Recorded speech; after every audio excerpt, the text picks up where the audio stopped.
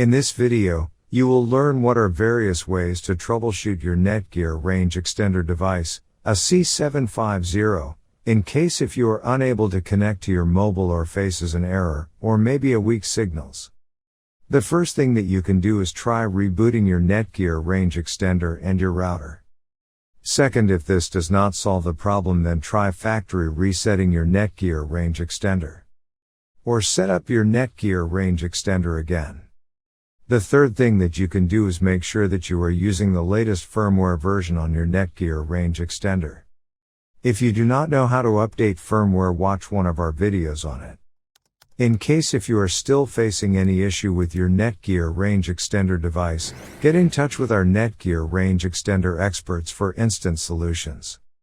Thanks for watching our video, and do not forget to like, share, and comment on the video, so that you never miss any video from our channel.